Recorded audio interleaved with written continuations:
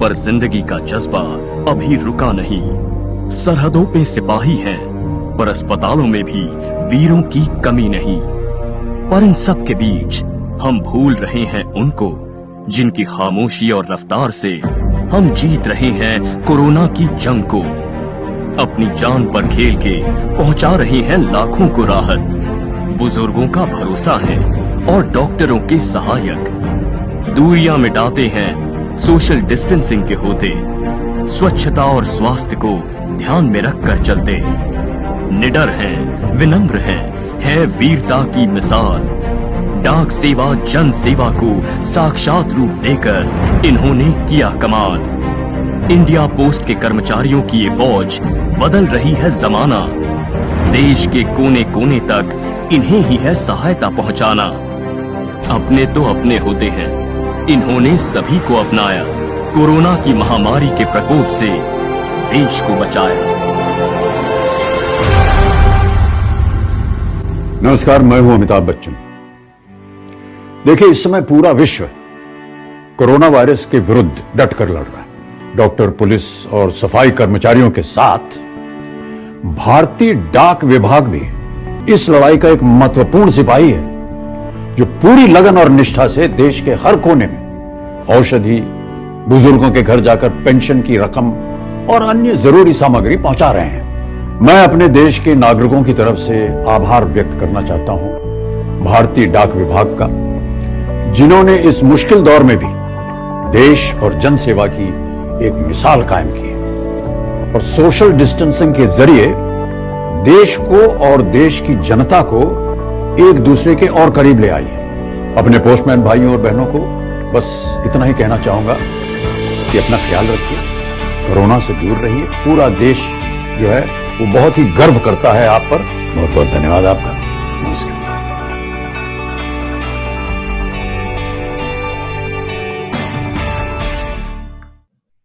A very warm welcome to Swati Pandey on Lockdown Learnings. Swati, it's a pleasure to have you.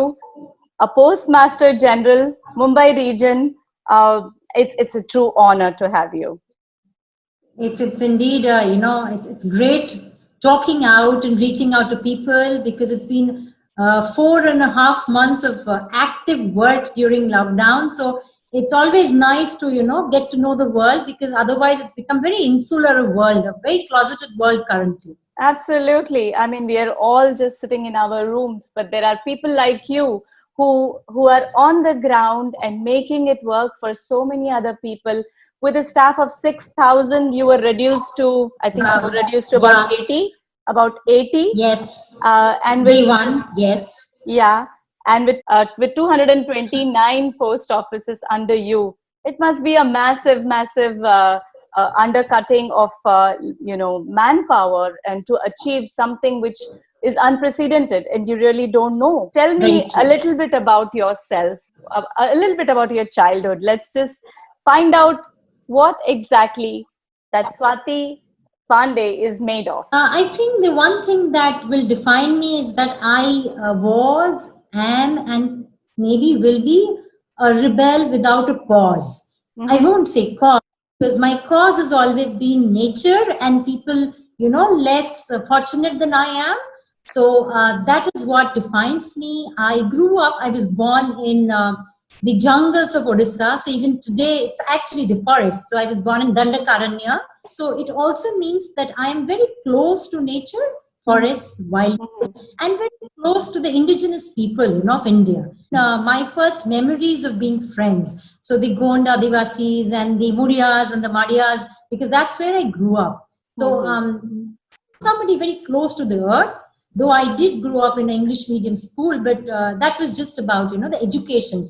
That's formal. What do you learn informally is what that carries you on. Right.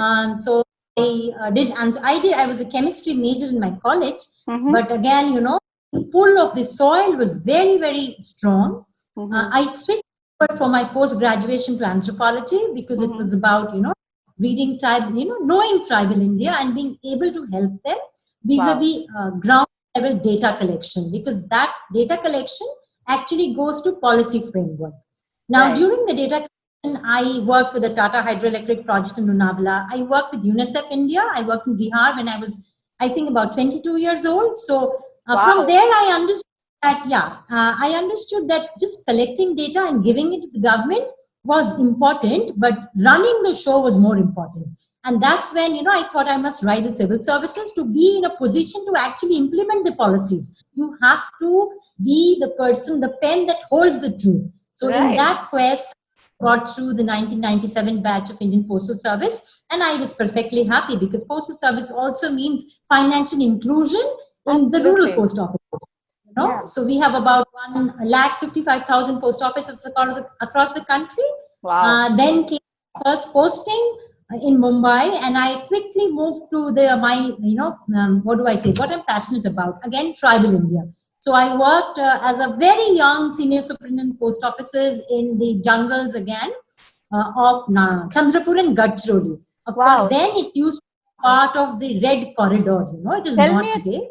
Tell me a little bit about life. I mean, growing up, in a Naxalite area of Dandakaranya and going back to Chandrapur and Gadchiroli, was there any fear or were you thought you were equipped? No, actually, when I was growing up in Dandakaranya, there was nothing called left-wing extremism. I do not know what you call them because these are constructs, so I do not think it is Naxalism. I do not think it is extremism.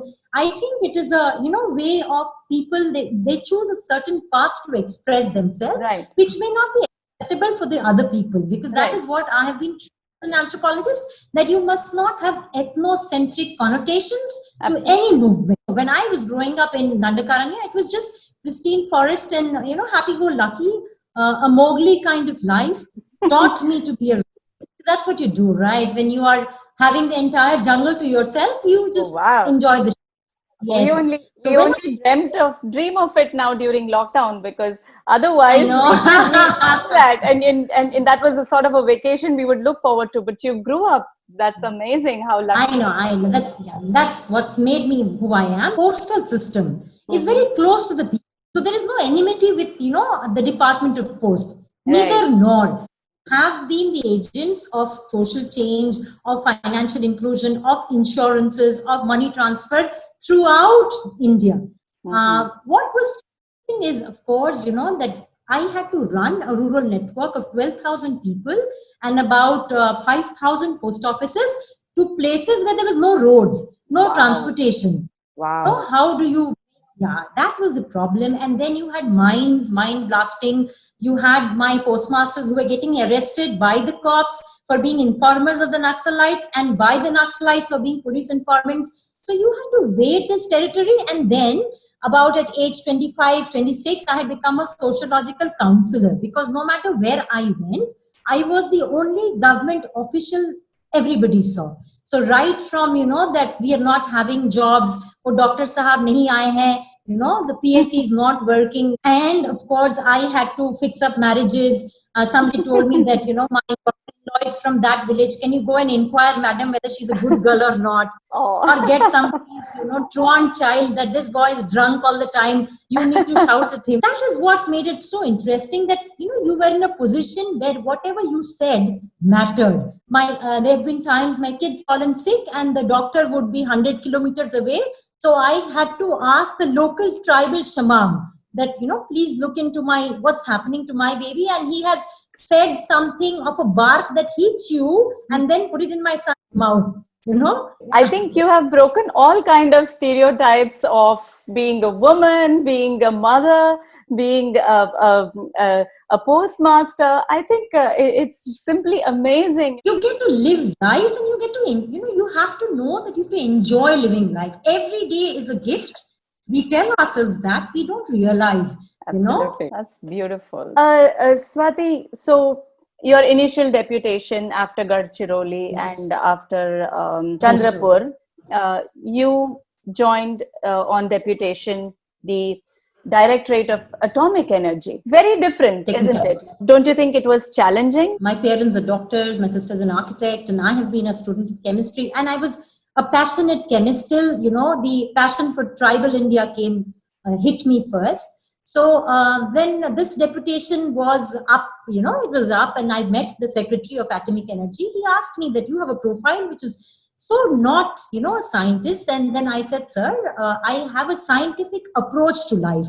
I am very logical. I am not at all, I'm not all over the place. I always discern the problem and I go about with a solution. So there you are scientific or you're not scientific. And I think you can be an artist and yet you can be scientific. And I think the Department of Atomic Energy did appreciate my scientific temper, because I was awarded with a Dr. Homi Bhabha Gold Medal for, a special contribution to the department. And I was the only deputation who got that. Oh, congratulations on that. Indeed, a big moment, because Dr. Bhabha is the doyen of the Indian new program. So something in his name in my cupboard is worth the Oscar. And speaking of Oscars, you're a filmmaker. I mean, before we step into when you actually stepped into your shoes of being a postmaster general, you were in the films division. That's right. Tell me a little about it. See, as I would like to tell your viewers that films division is actually a very old department, and they are the repository of all the documentaries of even British India. So that's the division we're talking about. And once upon a time, there used to be the only funder or financer for documentaries in the country. I always take every job as a learning experience. So I got to interact with the great filmmakers, Adur Gopalakrishnan, Mike Pandey, Jabbar Patel, Janu Barua, and they taught me filmmaking. And since I'm very inquisitive by nature, I used to poke my nose and how do I do this? How do I do that? And they couldn't just buzz me off. Maybe they would have buzzed off a filmmaker, but you can't buzz off the person who's signing your final. Right, but from there, came the interest, and it did not really lead to making my movie. Meeting the protagonist, Rama Khandwala, sparked that wish to tell her story. I just had to bring this out because she had met Netaji Subhash Chandra Bose. I am part Bengali. My father is from East Bengal or East Pakistan, because he is a refugee of the first partition. So, Netaji and romantic tales about Surya Sen and the Chittagong bombing. So I came from that part of Bengal that was very active revolution.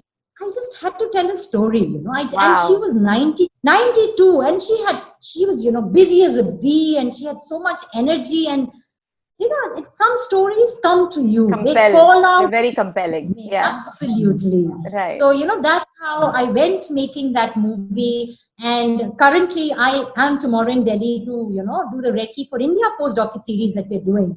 The 165 stories needs to be told from India Post's perspective also. 155,000 post offices have a lot of stories to tell you. Wow. So mine is a very humble and a small effort to tell your story, which is just as compelling and interesting to me. And I'm sure a lot of my viewers would definitely appreciate the kind of effort that India Post Mumbai branch under your leadership has taken. Let's go back to the pandemic days when it first began. We know a lot of organizations, helped with food packets and with sanitization. But tell me about India Post. I mean, cannot close in any of the circumstances. No. You were the first ones to deliver the first batch of COVID ventilators from Chennai to Pune. Tell me a little. Pune, absolutely. See, what happened is, you have to understand Bombay was and still is the epicenter of COVID in India. Day 1, 24th March, when the lockdown happened, it came that everybody is supposed to, you're going to be in lockdown, and the country's narrative was that keep others safe by staying home. Right. Now, even my staff got very, worried, and a lot of them took that very seriously. Lest realizing that in the Essential Services Maintenance Act of 1960s, Department of Post and Telegraphs is the first service exempt, which means that no matter what is the emergency, we are supposed to be the man on the ground, the boots on the ground, So when I came to office on 24th March, I actually had to stand outside my door to have it open, because I said like, what's this? And they said, madam, lockdown hai. I said, lockdown hamare liye nahi hai. We are the essential services, So as you quoted, we had only 60-65 officials. I did not even know actually, Lakshmi, because I sit in Bombay GPO and there were not even 10 people here. Not even 10. Funny thing is that when I was trying to figure out how to get work, I had two people coming and saying, can we do a registered post, madam? I actually asked that it's lockdown, sir, and it's just 11:30 a.m. And where exactly you have to do this registered post to? I am from the Intelligence Bureau, and it's very essential that I need to, register these two letters. This is about the country, sensitive information. So I said, sir, just 10 minutes. Day one, out of my 229, I could only operate 11 post offices, So, and then since flights were closed, all the couriers, nobody was allowed to operate. Right. I got desperate calls from Chennai telling that there's a institution that needs to send the corona ventilators, because initial days there was a lot of ventilator shortages, and it was time sensitive. So how do we do it? So we had to do logistic, the supply chain management across, because it was Chennai, Mumbai, and Pune. So we followed the Blue Dart flight. Blue Dart was the only cargo operational, not on every day. So we had to call up Blue Dart, take up with the higher ups, operate the flight from Chennai. It reached Mumbai 3 a.m. in the morning. We had to keep it, we had to have our Lal Gadi ready, our vans ready at 3 a.m. After the cooling off, 5 a.m. it moved to Pune without any intervention of a post office. We did the track and trace of the equipment in the airport itself, and it's about 2 hours to Pune. So it went, and by 10 a.m. we delivered in the hospital for urgent critical care, and we could give the information back to Chennai. So those were the days, that each mail had to be tracked, and we got frantic calls from people telling that my father is in deep Konkan and he needs this medicine urgently, and you have to deliver. Please help us. So, we have done single medicine and a parcel, maybe 20 rupees, and I have spent more than 5,000 rupees in logistic, management. But it was not for money, it was service. That is, when the going tough, the tough gets going. Those are the times actually live the adage, So I think, and we did a lot of money transfers, migrants. I was just coming to that. I mean, you revolutionized even the pension system by taking it home. Right. That was something which really touched my heart, because when the old and the aged need their pension, I think that doesn't come. It's really hard. Absolutely. How did you manage to send 412 crores by cash? I realized that this would be a problem, because you have pensioners who would need cash, So we drew a cash inventory management system. We listed in post offices all the pensioners drawing money in cash, and people who had Aadhaar linked bank accounts, right?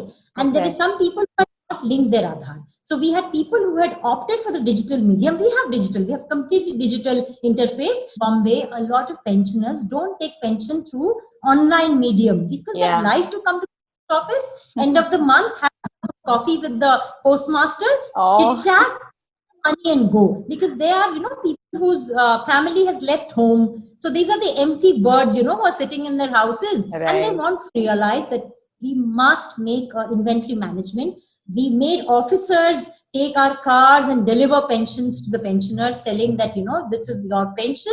So it was X locality one day. So we took police guards, we took the help of the cops, so we took bodyguards, and we gave the pensions, because what is the use if you're not flexible? What is the use of all this paraphernalia if you cannot think out of the box and you're not flexible? So I think none of the government organizations work this way, is what a common person like me sitting at home thinks. And it is very easy to, play the blame game and say, oh yeah, government this, that. But then when stories like these come out, we really know that you really go beyond the call of duty and and really reach out to people. Very, very heartwarming, Swati. It's amazing to hear these Thank you. stories. You were telling me about migrant workers and how you reached out That's to right. them. These were people who had their money because they were workers in Bombay. They were not street people. So they had come from Odisha, Bengal, Bihar, and they were working in Mumbai, bona fide labor class, Right. and they had money at hand.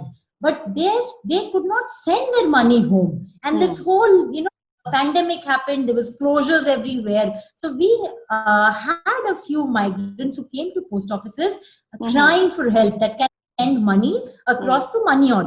Now we can send through money orders, yes, but we have a new scheme called, the India Post Payment Bank and the Aadhaar enabled payment system, where you can put your money in any bank and through just your Aadhaar number and your thumb imprint, as basic as a thumb imprint, you can withdraw money in an instant cash transfer. Wow. So once we did, so once, and this is not very well known because we've just operated this a year ago, and it's time to percolate, Right. It means we are not bullish about publicity. We serve the common man. So, we know that, okay, we are there.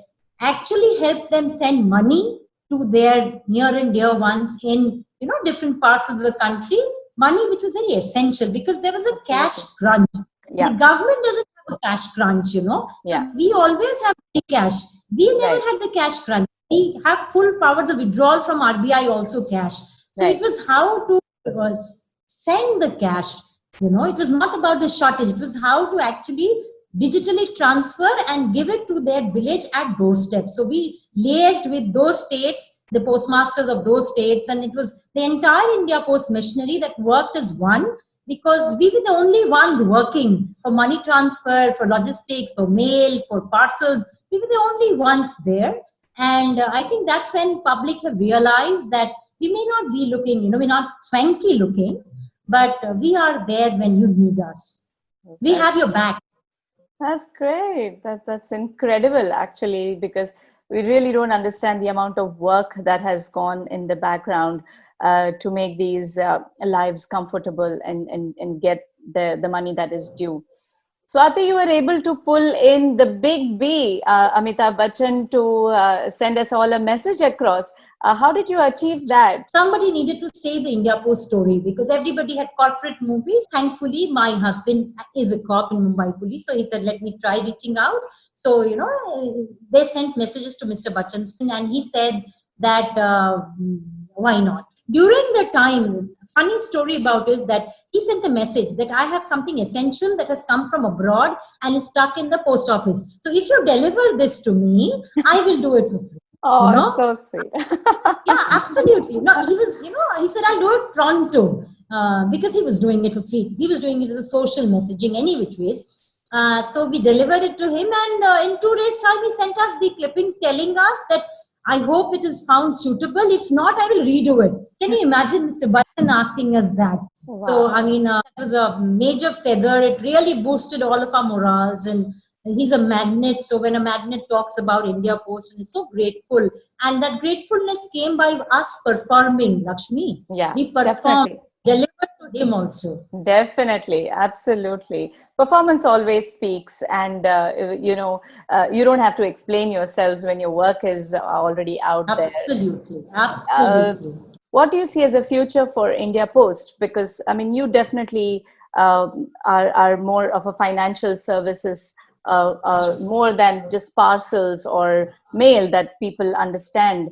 What do you think is the future for India Post? When people talk about mails and parcels and they think that it is, dying, they forgot that we have a huge rampant e-commerce industry. Right. You really need your, packets, your goods to travel. So I see India Post becoming, it's a big player vis-a-vis e-commerce. So that's where our strength is. The more young people will click on the computer and not go to the markets to buy, the more we come into play as a logistic partner. So that's definitely a big role for us, and an ever expanding market because young ones don't go to the markets anymore. Right. They just sit in the computers and click all day. So there we have a big role. And as you said, financial inclusion because of our spread. We are 1 lakh 25,000 post offices, and each of this working as a micro ATM. So that is where, we are not only a bank to the entire country, we are also a very good insurance provider. We're Right. insurers vis-a-vis the postal life insurance and the rural postal life insurance. So yes, Right. I see India Post in its ever expanding role, because now we are completely technologically enabled. So we have Right. digital media, everything. It's easier for opening policies, for getting returns, for doing. It's a click of a button for you with India Post. So the more you upgrade your interface to technology-based interfaces, I think it's just so easy to sit and operate. And India Post has the guarantee of the government in a market that's ever fluctuating. You must appreciate that when returns in the market, fluctuates, here is a secure return product. The That's sky's the great. limit. Did you, Swati, did you ever in your life or your working career face gender bias? I don't know much about the India Post as such. It's always a man's world. I mean, it's always a postmaster. There's not even a word. Yes, There is not even a yes. word. There's not even.